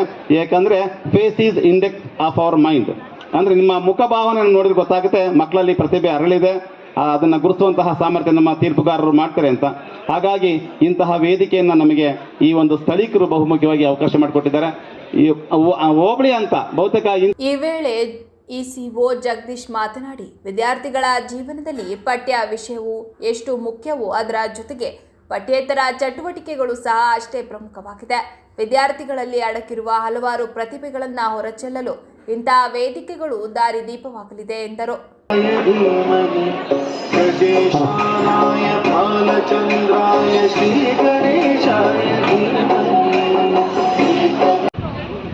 ನಮಗೂ ಹೊಸದಾಗಿತ್ತು ಈ ಒಂದು ಕಾರ್ಯಕ್ರಮ. ಸರ್ಕಾರಿ ಕಾರ್ಯಕ್ರಮಗಳನ್ನ ಆಯೋಜನೆ ಮಾಡೋದು ನಮಗೆ ಯಾವುದೇ ಒಂದು ರೂಪುರೇಷೆಗಳು ನಮಗೆ ತಿಳಿದಿರಲಿಲ್ಲ. ಆದ್ರೂ ನಾವು ಆಯಿತು ಸರ್ ನಾವು ಮಾಡ್ಕೊಡ್ತೀವಿ, ನೀವು ಅಂದ್ಕೊಂಡಾಗೆ ನಾವು ಈ ಕಾರ್ಯಕ್ರಮನ ಮಾಡ್ಕೊಡ್ತೀವಿ ಅಂತೇಳಿ ನಾವು ಒಪ್ಕೊಂಡ್ವಿ. ಅದಕ್ಕೆ ನಮಗೆ ನಮ್ಮ ಶಾಲೆಯ ಉಪಪ್ರಾಂಶುಪಾಲರಾದವರು ತುಂಬ ಸಹಕಾರ ನೀಡಿದ್ರು. ಅದ್ರ ಜೊತೆಗೆ ನಮ್ಮ ಶಾಲೆಯ ಎಲ್ಲ ಶಿಕ್ಷಕರು, ಅದ್ರ ಜೊತೆಗೆ ನಮ್ಮ ವಿದ್ಯಾರ್ಥಿಗಳು ತುಂಬ ಸಹಕಾರ ನೀಡಿ ಈ ಒಂದು ಕಾರ್ಯಕ್ರಮನ ಇಷ್ಟು ಅಚ್ಚುಕಟ್ಟಾಗಿ ಮಾಡೋದಕ್ಕೆ ನಮಗೆ ಸಹಕಾರ ನೀಡಿದ್ದಾರೆ. ನಾನು ಮೊದಲಿಗೆ ಅವ್ರಿಗೆ ಧನ್ಯವಾದನ ಅರ್ಪಿಸ್ತೀನಿ. ಎರಡನೇದಾಗಿ ಈ ಕಾರ್ಯಕ್ರಮದಲ್ಲಿ ಭಾಗವಹಿಸಿರುವಂತಹ ನೀವುಗಳು ಯಾವುದಕ್ಕೂ ತಲೆ ಕೆಡಿಸ್ಕೊಳ್ದೇಳೆ, ಸೋಲು ಅನ್ನೋದು ಜೀವನದ ಗೆಲುವಿನ ಮೊದಲ ಮೆಟ್ಟಿಲು. ನಾವು ಸೋತ್ವಿ ಅಂದ ತಕ್ಷಣ ನಮ್ಮ ಆತ್ಮಸ್ಥೈರ್ಯವನ್ನು ಕಳ್ಕೊಳ್ಳದೆ ಮತ್ತೊಮ್ಮೆ ಇನ್ನೊಮ್ಮೆ ಪ್ರಯತ್ನ ಮಾಡಿ ಗೆಲುವನ್ನು ಸಾಧಿಸುವ ಕಡೆ ನಮ್ಮ ಗುರಿಯನ್ನು ನೋಡೋಣ. ಅದನ್ನು ಬಿಟ್ಟು ಸೋತ್ವಿ ಅಂದ ತಕ್ಷಣ ನಾವು ನಮ್ಮ ಗುರಿಯ ದಿಕ್ಕನ್ನು ಬದಲಾಯಿಸೋದು ಬೇಡ ಅಂತ ಹೇಳ್ತಾ ಈ ಕಾರ್ಯಕ್ರಮದಲ್ಲಿ ತಾವುಗಳು ಭಾಗವಹಿಸಿ ಈ ಕಾರ್ಯಕ್ರಮವನ್ನು ಇನ್ನೂ ಹೆಚ್ಚಿನ ರೀತಿಯಲ್ಲಿ ಯಶಸ್ವಿಗೊಳಿಸೋಕೆ ನೀವೆಲ್ಲ ಸಹಕಾರ ನೀಡಬೇಕು ಅಂತ ಕೇಳ್ಕೊಳ್ತಾ ನಾನು ಒಂದೆರಡು ಈ ವೇಳೆ ಗ್ರಾಮ ಪಂಚಾಯಿತಿ ಅಧ್ಯಕ್ಷರಾದ ಸಂಕಪ್ಪ, ಪಿಡಿಒ ಚಂದ್ರಯ್ಯ, ಪಿಎಸ್ಐ ಶೋಭಾ ಬರಮ್ಮಣ್ಣನವರ್, ಕಾಲೇಜಿನ ಪ್ರಾಂಶುಪಾಲರಾದ ಮಂಜುನಾಥ್, ಪ್ರೌಢಶಾಲಾ ವಿಭಾಗದ ಉಪ ಪ್ರಾಂಶುಪಾಲರಾದ ಶಿವಕುಮಾರ್, ಕಾಲೇಜು ಅಭಿವೃದ್ಧಿ ಸಮಿತಿಯ ಉಪಾಧ್ಯಕ್ಷರಾದ ವಿಜಯರಾಜ್, ಖಜಾಂಚಿ ಸೋಮನಾಥ್, ತಾಲೂಕಿನ ಸಿಆರ್ಪಿ, ಬಿಆರ್ಪಿ, ಶಿಕ್ಷಣ ಸಂಯೋಜಕರು, ವಿವಿಧ ಶಾಲೆಯ ಮುಖ್ಯೋಪಾಧ್ಯಾಯರು, ಶಿಕ್ಷಕ ವೃಂದದವರು, ವಿದ್ಯಾರ್ಥಿಗಳು ಹಾಗೂ ಇತರರು ಹಾಜರಿದ್ದರು. ಗ್ಯಾರಂಟಿ ಯೋಜನೆಗಳಿಂದಾಗಿ ಯಾವುದೇ ರಾಜಕೀಯ ಮಾಡದೆ ಪ್ರತಿಯೊಬ್ಬರಿಗೂ ಗೃಹಲಕ್ಷ್ಮಿ ಯೋಜನೆಯಲ್ಲಿ 50,000ಕ್ಕೂ ಹೆಚ್ಚು ಮಹಿಳೆಯರಿಗೆ ಪ್ರಯೋಜನವಾಗುತ್ತಿದೆ ಎಂದು ಮಾಜಿ ಸಚಿವ ಬಿ ಶಿವರಾಮ್ ಹೇಳಿದರು. ಹಾಗರೆ ಮಾದಿಹಳ್ಳಿ ಹೋಬಳಿಯ ಕಾಂಗ್ರೆಸ್ ಕಾರ್ಯಕರ್ತರ ಸಭೆಯಲ್ಲಿ ಮಾತನಾಡಿದ ಅವರು, ಈಗಾಗಲೇ ನಮ್ಮ ಪಕ್ಷ ಅಧಿಕಾರಕ್ಕೆ ಬಂದು 3 ವರ್ಷಗಳ ಹತ್ತಿರಕ್ಕೆ ಬಂದಿದ್ದು, ಸರ್ಕಾರ ನುಡಿದಂತೆ ನಡೆಯುತ್ತಿದ್ದು, ಈಗಾಗಲೇ ಜಿಲ್ಲಾ ಗ್ರಾಮ ಪಂಚಾಯಿತಿ, ತಾಲೂಕು ಪಂಚಾಯಿತಿ ಚುನಾವಣೆಗಳು ಶೀಘ್ರದಲ್ಲೇ ಇರುವುದರಿಂದ ಬೂತ್ ಮಟ್ಟದಲ್ಲಿ ಕಾರ್ಯಕರ್ತರು ಪ್ರಬಲರಾಗಬೇಕು. ಇಡೀ ತಾಲೂಕಿನಲ್ಲಿ 50,000ಕ್ಕೂ ಹೆಚ್ಚು ಮಹಿಳೆಯರಿಗೆ ನಮ್ಮ ಗೃಹಲಕ್ಷ್ಮಿ ಯೋಜನೆಯ ಪ್ರತಿ ತಿಂಗಳು ಉಪಯೋಗವಾಗುತ್ತಿದ್ದು, ಇದನ್ನು ಪ್ರತಿ ಮಹಿಳೆಯರಿಗೆ ನಮ್ಮ ಕಾರ್ಯಕರ್ತರು ಅದನ್ನು ಮತವನ್ನಾಗಿ ಬದಲಾಯಿಸುವ ಶಕ್ತಿ ಇದೆ. ಇನ್ನು ಚುನಾವಣೆ ಸಂದರ್ಭದಲ್ಲಿ ನಮ್ಮ ವಿರೋಧ ಪಕ್ಷಗಳ ತಂತ್ರಗಾರಿಕೆಯನ್ನು ನಾವು ಮೆಟ್ಟಿ ನಿಲ್ಲಬೇಕಿದೆ. ಪ್ರತಿ ಬಾರಿ ಚುನಾವಣೆ ಸಂದರ್ಭದಲ್ಲಿ ಬೂತ್ ಮಟ್ಟದಲ್ಲಿ ನಮ್ಮ ಪಕ್ಷದ ನಿಷ್ಠಾವಂತ ಮತದಾರರ ಪಟ್ಟಿಗಳನ್ನು ಕೈಬಿಡುವ ಹುನ್ನಾರ ನಡೆದಿದ್ದು, ಅದರ ಬಗ್ಗೆ ಬೂತ್ ಮಟ್ಟದ ಕಾರ್ಯಕರ್ತರು ಎಚ್ಚೆತ್ತು ಅದರ ಬಗ್ಗೆ ಗಮನ ಹರಿಸಬೇಕು ಎಂದರು. ಹಾಗೆ ಯುವಕರು ಪ್ರಜ್ಞಾವಂತ ಆಗ್ಬೇಕಾದ್ರೆ ಪ್ರೆಸ್ ಮುಂದೆ ಬರಬೇಕ್ರಿ, ಹೋರಾಟ ಮಾಡಬೇಕು. ಸತ್ಯ ಸುಳ್ಳು ಅಂತ ಹೇಳುವಷ್ಟು ಧೈರ್ಯ ಬೆಳೆಸ್ಕೋಬೇಕು. ಅದು ಬೆಳೆಸೋದು ತಪ್ಪ, ಮಾಡಿದ್ದೆಲ್ಲ ಸರಿ ಅಂತ ಜೈಕಾರ ಹಾಕಿ ಅಂತ ತಿರ್ಗಕ್ಕೆ ವಸೂಲಿಗಾರರಿಗೆ ಮಾತ್ರ ಅದು ಬೇಕು ಅಷ್ಟೇ, ಬೇರೆಯವ್ರಿಗೆ ಏನು ಬೇಕಾಗಿಲ್ಲ. ಸುಳ್ಳು ಬಿಲ್ ಯಾಕೆ ಮಾಡ್ತೀರಿ? ನೋಡಿ ಚಿಕ್ಕಬೇಕೋಡ ನೋಡ್ಬಿಟ್ಟು ತೀರ್ಮಾನ ಬನ್ನಿ, ಹೌದಲ್ವ? ಈಗ ಅವ್ರು ಎಷ್ಟು ಸಣ್ಣ ಮಟ್ಟಕ್ಕೆ ಹೋಗ್ತಾರೆ ಅಂದರೆ, ಈಗ ಹೇಳ್ಬಿಡ್ತಾರೆ ಉದ್ಯೋಗ ಖಾತ್ರಿ, ಹೌದಲ್ವ? ಎಲ್ಲರೂ ಮಾಡಿಸ್ಕೊಂಬಂದ್ರು, ಇವರೇ ಮಾಡಿಸ್ಕೊಂಬಂದ್ರು. ಆಮೇಲೆ ಬಹಿರಂಗವಾಗಿ ಹೇಳ್ಬೇಕಾದ್ರೆ ಅವ್ರು ಮಾಡಿಸೋದು ಉದ್ಯೋಗ ಖಾತ್ರಿ ಉಚಿತವಾಗಿ ಮಾಡಿಸೋರು ಹೇಳ್ಬೇಕು. ಅವರು ಶಾಸಕರು ನಾನು ಉಚಿತವಾಗಿ ಉದ್ಯೋಗ ಖಾತ್ರಿ ಯೋಜನೆಯನ್ನ ಮಾಡಿಸ್ಕೊಟ್ಟಿದ್ದೇನೆ ಇದೆಲ್ಲ ಒಂದು ರೀತಿ ಎಲ್ಲರೂ ಏನೋ ಮಾಡ್ಕೊಂಡ್ಬಂದ್ರೆ ಎಲ್ಲದಕ್ಕೂ ಇವ್ರು ಮಾಡಲಿ ಎಲ್ಲದಕ್ಕೂ ನಾನೇ ಮಾಡ್ಕೊಂತಿರ್ತೀನಿ. ಆ ಬುದ್ಧಿ ಏನು ಮಾಡಕ್ರಿ? ಬುಡ್ರಿ ಜನನ ಫ್ರೀಯಾಗಿ ಹೊಗಳಿಕೊಂಡು ತಿರ್ಕೊಂಡು ಕೆಲಸ ಮಾಡ್ತಾರೆ. ಕಡಿವಾಣ ಹಾಕಿ, ಎಲ್ಲಿ ಗುಣಮಟ್ಟ ಇಲ್ಲ ಕಡಿವಾಣ ಹಾಕಿ ಹೋಗಿ ಅವ್ರ ಗ್ರ್ಯಾಂಟ್ ಅದು ಅಲ್ವಾ, ಅದನ್ನ ನೋಡಿಲ್ಲ. ಆ ಗ್ರ್ಯಾಂಟ್ ಎಲ್ಲೈತೆ ಅಂತ ಬಿಡುಗಡೆ ಮಾಡಿಬಿಟ್ರೆ ಒಪ್ಕೊಳ್ಳೋದು. ಕಾರ್ಯಕರ್ತರಿಗೆ ಹೇಳಿದ್ನಲ್ಲಿ ಈಗ ಸದೃಢವಾಗಿರಿ, ಹೋರಾಟಕ್ಕೆ ಮುಂದಿರಿ, ಬೂತ್ ಮಟ್ಟದಲ್ಲಿ ನಿಮ್ಮ ಕೆಲಸನ ಸಕ್ರಿಯವಾಗಿ ಪಕ್ಷದ ಯೋಜನೆಗಳನ್ನು ಜಾರಿಗೆ ತರ್ತಕ್ಕಂಥದ್ದು, ಯಾರೇ ಅನ್ಯಾಯ ಮಾಡಿದ್ರು ಪ್ರತಿಭಟಿಸಿ ನಿಲ್ಲೋ ಅಂತ. ಭ್ರಷ್ಟಾಚಾರ ರಹಿತ ಇಡೀ ರಾಜ್ಯದಲ್ಲಿ ಒಬ್ಬನೇ, ಅದನ್ನ ಕಾಮಗಾರಿ ನೋಡ್ಕೊಂಡು ಮೊದಲು ಕಾಲರ್ ಕೆಳಗೆ ಇಳಿಸ್ಕೊಳ್ಳಕ್ಕೆ ಹೇಳಿ. ಬ್ಲಾಕ್ ಕಾಂಗ್ರೆಸ್ ಅಧ್ಯಕ್ಷ ಎಂಜಿ ನಿಶಾಂತ್ ಮಾತನಾಡಿ, ಕಾಂಗ್ರೆಸ್ ಪಕ್ಷವು ಬೂತ್ ಮಟ್ಟದಲ್ಲಿ ಸಕ್ರಿಯವಾಗಿ ಬಲಿಷ್ಠವಾಗಬೇಕಿದೆ. ಕಾರ್ಯಕರ್ತರು ಸಂಪೂರ್ಣವಾಗಿ ನೊಂದು ಹೋಗಿದ್ದಾರೆ. ಮುಂಬರುವ ಚುನಾವಣೆ ಹಿನ್ನೆಲೆಯಲ್ಲಿ ಡಿಸೆಂಬರ್ 6ರಂದು ಮುಖ್ಯಮಂತ್ರಿಗಳು ನಮ್ಮ ಜಿಲ್ಲೆಗೆ ಬರುವ ಹಿನ್ನೆಲೆಯಲ್ಲಿ ತಾಲೂಕಿನ ಶಕ್ತಿ ಏನೆಂದು ಸಾಬೀತುಪಡಿಸಬೇಕು. ಮುಂದಿನ ದಿನಗಳಲ್ಲಿ ಪ್ರತಿ ಹೋಬಳಿ ಕೇಂದ್ರಗಳಲ್ಲಿ ಕಾಂಗ್ರೆಸ್ ಪಕ್ಷದ ಕಾರ್ಯಕರ್ತರ ಸಭೆ ಆಯೋಜಿಸಿ ಮತ್ತೆ ಕಾಂಗ್ರೆಸ್ ಪಕ್ಷ ತಾಲೂಕಿನಲ್ಲಿ ಬಲಿಷ್ಠವಾಗಬೇಕು ಎಂದರು. ಉದ್ದೇಶವನ್ನು ಇಟ್ಕೊಂಡು ಇವತ್ತು ತಾಲೂಕಿನ ಈ ಬೇಲೂರು ಕ್ಷೇತ್ರದ ಸಭೆಯನ್ನು ಕರೆದು ಇಲ್ಲಿ ಜನಗಳಿಗೆ ಯಾವ್ಯಾವ ಬಸ್ಗಳು ಎಷ್ಟೆಷ್ಟು ಪಂಚಾಯತಿಗೆ ಯಾವ್ಯಾವ ರೀತಿ ಬರಬೇಕು ಅಂತ ಸವಿಸ್ತರವಾಗಿ ಹೇಳಿ ಈ ಸಭೆಯ ಉದ್ದೇಶ ಅಷ್ಟೇ. ಏನು 6ನೇ ತಾರೀಕು ನಡೆಯುವಂಥ ಸಭೆಗೆ ಇಲ್ಲಿ ಜನಕ್ಕೆ ಕರೆಯೋಕ್ಕೆ ಮತ್ತು ಆ ಕರೆ ಜನಗಳನ್ನ ಹೇಳಲಿಕ್ಕಾಗಿ ಈ ಸಭೆಯನ್ನು ಸೇರಿದ್ವಿ. ಹೋಬಳಿ ಮಟ್ಟದಲ್ಲೂ ಮಾಡ್ತೀವಿ ಕಾರ್ಯಕ್ರಮ ಸಭೆಯನ್ನು. ಬೂತಲ್ಲಿ ಏನೇನು ಯಾವ್ಯಾವ ಥರ ನಮ್ಮ ಕಾರ್ಯಕರ್ತರನ್ನ ಹುರಿದುಂಬಿಸಬೇಕು, ನಮ್ಮ ಕಾರ್ಯಕರ್ತರಿಗೆ ಶಕ್ತಿ ತುಂಬಬೇಕು, ಅದನ್ನೆಲ್ಲ ಮುಂದಿನ ದಿನಗಳಲ್ಲಿ ಮಾಡ್ತೇವೆ. ಬೇಲೂರು ಹಳೆಬೀಡು ಪ್ರಾಧಿಕಾರದ ಅಧ್ಯಕ್ಷ ಸೈಯದ್ ತೌಫೀಕ್ ಮಾತನಾಡಿ, ಪ್ರತಿ ಬಾರಿಯೂ ಬಿಜೆಪಿ ಹಾಗೂ ಜೆಡಿಎಸ್ ಪಕ್ಷ ಚುನಾವಣೆ ಸಂದರ್ಭದಲ್ಲಿ ಮಾತ್ರ ನಿಮ್ಮ ಬಳಿ ಬರ್ತಾರೆ. ನಿಮ್ಮ ಕಷ್ಟ ಸುಖವನ್ನು ಇಲ್ಲಿಯವರೆಗೂ ಆಲಿಸದೆ ಚುನಾವಣೆ ಸಂದರ್ಭದಲ್ಲಿ ಅವರು ಆಡಿದ ಮಾತುಗಳು ಏನಾಗಿದೆ ಎಂದು ನೀವೇ ತಿಳಿದುಕೊಳ್ಳಿ. ಇತ್ತೀಚೆಗೆ ನಡೆದ ಬಿಹಾರ ಚುನಾವಣೆಯಲ್ಲಿ ಸುಮಾರು 40,000ಕ್ಕೂ ಹೆಚ್ಚು ಮತವನ್ನು ಡಿಲೀಟ್ ಮಾಡಿಸಿದ್ದಾರೆ. ಇಲ್ಲಿಯೂ ಸಹ ನಮ್ಮ ಪಕ್ಷದ ನಿಷ್ಠಾವಂತ ಕಾರ್ಯಕರ್ತರ ಮತಗಳನ್ನು ಡಿಲೀಟ್ ಮಾಡಿಸುವ ಹುನ್ನಾರವಿದೆ. ಈಗಾಗಲೇ ಪಿ ಶಿವರಾಮ್ ಅವರು ಪಕ್ಷವನ್ನು ಆಂತರಿಕವಾಗಿ ಬಲಪಡಿಸುವ ಕೆಲಸ ಮಾಡುತ್ತಿದ್ದಾರೆ. ಇಲ್ಲಿ ಯಾವುದೇ ಗುಂಪುಗಾರಿಕೆಗೆ ಜಾಗವಿಲ್ಲ. ಇಲ್ಲಿ ಕೆಲವರು ನನ್ನಿಂದಲೇ ಪಕ್ಷ, ನಾನೇ ಮುಖ್ಯ ಎಂಬ ಭ್ರಮೆಯಿಟ್ಟು ಕೆಲಸ ಮಾಡಬೇಕು ಎಂದರು. ಈ ಸಂದರ್ಭದಲ್ಲಿ ಮುಖಂಡರಾದ ಆನಂದೇಶಾಣಿ, ಎಂಆರ್ ವೆಂಕಟೇಶ್, ರಾಮೇಗೌಡ, ಭೀಮೇಗೌಡ, ರವೀಶ್, ಬಸವಾಪುರ, ಬಿಎಂ ಸಂತೋಷ್, ಸೌಮ್ಯ ಆನಂದ್, ಚೇತನ್, ಜಿ ಶಾಂತಕುಮಾರ್, ಬಿಎಂ ರಂಗನಾಥ್, ಯಮಸಂದೀಪ್ ಪಾಪಣ್ಣ ಸೇರಿದಂತೆ ಇತರರು ಹಾಜರಿದ್ದರು. ಮಾಡಿದ್ದೇವೆ. ಅವರಿಗೆ ವಿಶೇಷವಾದ ನಾವು ಒಂದು ಆಸಕ್ತಿ ವಹಿಸಿ ನಮ್ಮ ಊರಿನಲ್ಲಿರುವ ನಮ್ಮ ಪರವಾಗಿರುವ ಮತದಾರರು ಯಾರ್ಯಾರ್ದು ಏನೇನು ಡಿಲೀಷನ್ ಆಗಿದೆ, ಯಾರ್ದು ಹೊಸದಾಗಿ ಸೇರ್ಪಡೆ ಆಗಿದೆ, ನಾವು ಗಮನ ಕೊಡಬೇಕಾಗತ್ತೆ. ಈಗಾಗಲೇ ಮುಂದಿನ ತಿಂಗಳು 1-2 ತಿಂಗಳಲ್ಲಿ ಗ್ರಾಮ ಪಂಚಾಯತಿ ಚುನಾವಣೆ ಬರ್ತಾ ಇದೆ.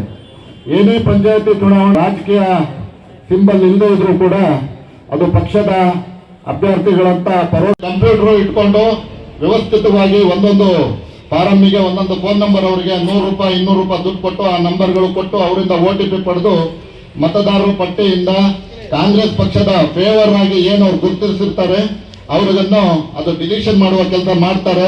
ಇದ್ರ ಬಗ್ಗೆ ಜಾಗ್ರತೆ ಆಗಿರಲಿ ಅಂತ ಹೇಳುತ್ತಾ, ಈ ಕ್ಷೇತ್ರಕ್ಕೆ ಸಂಬಂಧಪಟ್ಟಂತೆ ತಮಗೆಲ್ಲರಿಗೂ ಗೊತ್ತಿದೆ, ಈ ಮಾದೇವಳ್ಳಿ ಹೋಬಳಿಯಲ್ಲಿ ಕಳೆದ ವಿಧಾನಸಭಾ ಚುನಾವಣೆಯಲ್ಲಿ ನಮಗೆ ಸ್ವಲ್ಪ ಹಿನ್ನಡೆ ಆಗಿತ್ತು. ಅದು ಕಾರಣ ಏನೇ ಆಗಿರ್ಬೋದು, ಶಿವರಾಮಣ್ಣನವರು ನಿರಂತರವಾಗಿ ಇಲ್ಲಿ ಪಕ್ಷ ಸಂಘಟನೆ ಮಾಡಬೇಕು, ತಾವೆಲ್ಲರೂ ಒಗ್ಗೂಡಿ ಇಲ್ಲಿ ಪಕ್ಷದ ಕೆಲಸ ಮಾಡಬೇಕಂತ ನಿರಂತರವಾಗಿ ಇಲ್ಲಿ ಸಂಪರ್ಕ ಇಟ್ಟುಕೊಂಡು ಬಂದು ಇಲ್ಲಿ ಸಭೆ ಸಮಾರಂಭಗಳು ದಿನನಿತ್ಯ ಒಂದು ಮಾತು ಹೇಳ್ತೀನಿ, ಪಕ್ಷಕ್ಕೆ ಯಾರು ಕೂಡ ಅನಿವಾರ್ಯ ಅಲ್ಲ. ನಾನಾಗ್ಲಿ ವಂಶಕ್ಕೆ ಯಾರೂ ಅನಿವಾರ್ಯ ಅಲ್ಲ. ಪಕ್ಷ ನಡೀತಿರುತ್ತೆ, ಪಕ್ಷ ಇದ್ದೇ ಇರುತ್ತೆ. ಪಕ್ಷ ತನ್ನ ತತ್ವ ಸಿದ್ಧಾಂತದ ಮೇಲೆ ಪಕ್ಷ ನಿಂತಿರುತ್ತೆ. ನಾನ್ ಬರ್ದೇ ಇದ್ರೆ ಪಕ್ಷ ಏನೋ ಆಗ್ಬಿಡುತ್ತೆ, ಅವ್ರು ಬರ್ದೇ ಇದ್ರೆ ಪಕ್ಷ ಏನೋ ಆಗ್ಬಿಡುತ್ತೆ ಅಂದ್ರೆ ಅದು ಕೇವಲ ಭ್ರಮೆ ಮಾತ್ರ. ಯಾರಿಂದನೂ ಕೂಡ ಪಕ್ಷ ಉಳಿದಿಲ್ಲ. ಪಕ್ಷ ಕಾರ್ಯಕರ್ತರು ಮತ್ತು ಪಕ್ಷದ ತತ್ವ ಸಿದ್ಧಾಂತದ ಮೇಲೆ ನಂಬಿ ಪಕ್ಷ ನಡೀತಾ ಇರುತ್ತೆ. ಪಕ್ಷ ಕೊಟ್ಟಿರುವ ಕೆಲವೊಂದು ಕಾರ್ಯಕ್ರಮದ ಮೇಲೆ ಪಕ್ಷ ನಿಂತಿರುತ್ತೆ. ಹಾಗಾಗಿ ಸಣ್ಣ ಪುಟ್ಟ ವ್ಯತ್ಯಾಸಗಳಿದ್ರೆ ಬಂದು ಕೂತ್ಕೊಂಡು ಏನಾದ್ರೂ ಇದ್ರೆ ಅದು ಚರ್ಚಿಸಿ ಬಗೆಹರಿಸ್ಕೊಳ್ಬೇಕು. ಹಾಸನದ ಕೆಆರ್ಪುರಂ ಬಡಾವಣೆಯಲ್ಲಿ ಇಂದು ನೂತನವಾಗಿ ಆರಂಭವಾಗಿರುವ Shrikari premium jewellery sale and rental showroom ಅನ್ನು ರಾಜ್ಯ ಕಾರ್ಯನಿರತ ಪತ್ರಕರ್ತರ ಸಂಘದ ಉಪಾಧ್ಯಕ್ಷ HB ಮದನ್ಗೌಡ ಉದ್ಘಾಟಿಸಿದರು. ನೋಡಿ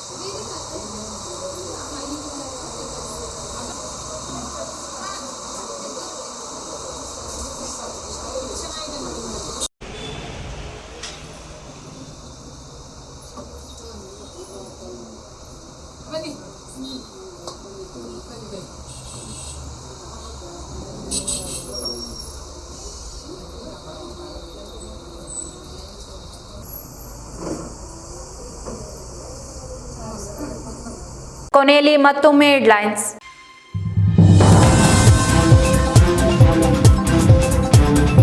ಡಿಸೆಂಬರ್ 6ರಂದು ವಿವಿಧ ಅಭಿವೃದ್ಧಿ ಕಾಮಗಾರಿಗಳಿಗೆ ಹಾಸನಕ್ಕೆ ಸಿಎಂ ಆಗಮನ ಹಿನ್ನೆಲೆ ಕಾರ್ಯಕ್ರಮ ನಡೆಯಲಿರುವ ಸ್ಥಳ ಪರಿಶೀಲನೆ ನಡೆಸಿದ ಸಚಿವ ಕೃಷ್ಣ ಬೈರೇಗೌಡ. ಅಚ್ಚುಕಟ್ಟಾಗಿ ಕಾರ್ಯಕ್ರಮ ನಡೆಸುವಂತೆ ಅಧಿಕಾರಿಗಳಿಗೆ ಸೂಚನೆ.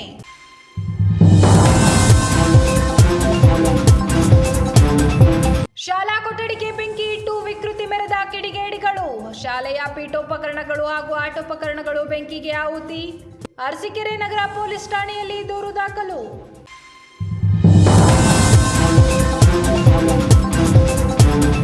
ರಾಜ್ಯದಲ್ಲಿ ಕಾಂಗ್ರೆಸ್ ಅಧಿಕಾರಕ್ಕೆ ಬರಲು ಪ್ರಮುಖ ಕಾರಣ ಡಿಕೆ ಶಿವಕುಮಾರ್. ಕಾಂಗ್ರೆಸ್ ಪಕ್ಷದ ಆಪದ್ಬಾಂಧವ ಎಂದರೆ ತಪ್ಪಲ್ಲ. ರಾಜ್ಯದ ಮುಂದಿನ ಮುಖ್ಯಮಂತ್ರಿಯಾಗಿ ಡಿಕೆಶಿಯನ್ನು ಹೈಕಮಾಂಡ್ ನೇಮಿಸಬೇಕೆಂದು ದೇವರಾಜೇಗೌಡ ಒತ್ತಾಯ.